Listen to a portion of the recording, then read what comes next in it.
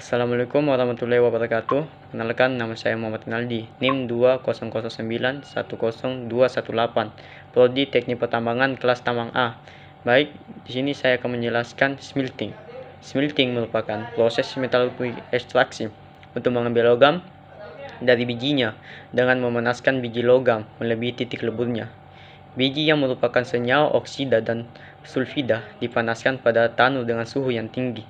Pada proses ini ditambahkan zat reduksi yang akan memproduksi oksida dan sulfida logam menjadi logam murni. Pengotor dihilangkan dengan menambahkan flux yang akan mengikat pengotor tersebut membentuk terak. Proses yang melibatkan bahan kimia dan panas untuk memelelehkan biji, mengubahnya menjadi logam murni. Pelebur ini lakukan untuk logam dasar seperti besi, tembaga, perak, dan emas. Baik, saya lanjut. Melting adalah proses mengubah atau mengubah keadaan suatu zat dari bentuk padat menjadi cair. Ini adalah proses sederhana untuk memanfaatkan zat ke titik lelehnya di mana zat tersebut mulai mencair. Banyak kali ini zat diletakkan di bawah tekanan besar untuk mencairkannya, dan juga kombinasi panas dan tekanan digunakan. Dengan kombinasi panas dan tekanan, suatu zat dapat juga dicairkan pada suhu yang lebih rendah.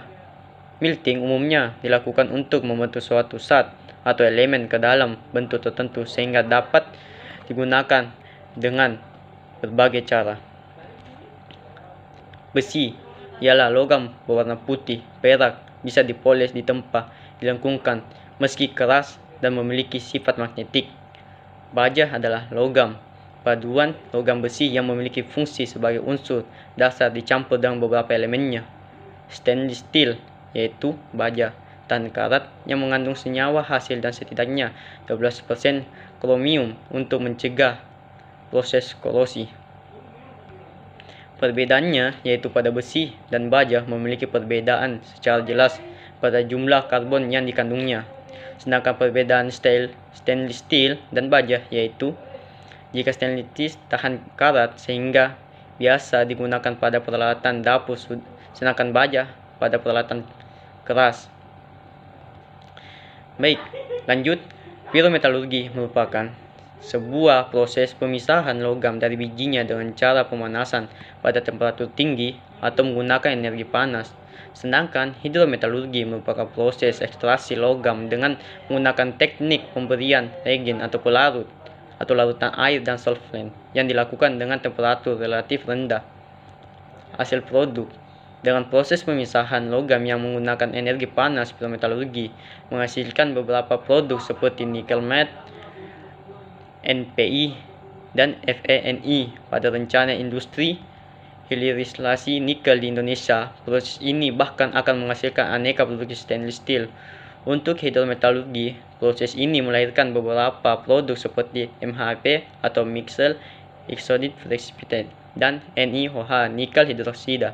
Sedangkan produk mutakhir yang dilahirkan pada proses ini adalah campuran logam berbasis nikel, pelapisan logam, dan baterai. Kapasitas input smelter menurut data Kementerian ESDM dalam peluang investasi nikel Indonesia, proses pirometalurgi memiliki kapasitas input smelter sebanyak 95,5 juta ton per tahun. Lalu untuk hidrometalurgi berkapasitas sebesar 24 juta ton per tahun. Umur cadangan, jika menggunakan teknologi pirometalurgi, umur cadangan dari nikel diperkirakan akan mampu memproduksi hingga 27 tahun ke depan atau sekitar tahun 2047. Nah, sedangkan jika perusahaan mengadopsi teknologi hidrometalurgi umur cadangan nikel akan lebih panjang, yakni 73 tahun atau sekitar sampai tahun 2093. Baik, lanjut. Ikatan kovalen. Ikatan kovalen adalah ikatan yang terbentuk akibat adanya interaksi antara dua atom atau unsur yang menggunakan pasangan elektronnya secara bersamaan. Contohnya adalah hidrogen klorida. Ikatan logam adalah ikatan yang terbentuk antara atom logam di mana ikatan ini memiliki sifat khas yaitu sebagai konduktor yang baik, dapat ditempah dan dapat ditarik. Namun, ikatan logam tidak dapat dibentuk menjadi larutan sehingga tidak tergolong sebagai larutan elektrolit dan non-elektrolit. Perbedaan ikatan logam dan ikatan kovalen yaitu pada jenis unsur pembentuk, proses pembentukan, dan sifat dan karakteristik senyawa yang dihasilkan. Logam bersifat padat dan temperatur dan tekanan standar dengan pengecualian unsur merkuri dan gallium yang kandungan berupa cairan sebagai pengikat.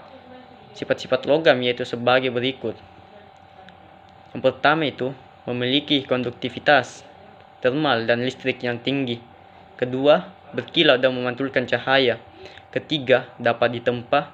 Keempat, memiliki variasi kekuatan mekanik. Baik, deformasi elastis adalah deformasi atau perubahan bentuk yang terjadi pada suatu benda saat gaya atau beban itu bekerja, dan perubahan bentuk akan hilang ketika gaya atau bebannya ditiadakan. Artinya, bila beban ditiadakan, maka benda akan kembali ke bentuk dan ukuran semula. Deformasi plastik adalah deformasi atau perubahan bentuk yang terjadi pada benda secara permanen walaupun beban yang bekerja ditiadakan. Baik, itu saja penjelasan dari saya. Kurang dan lebihnya mohon dimaafkan. Wabillahi taufiq wal hidayah. Wassalamualaikum warahmatullahi wabarakatuh.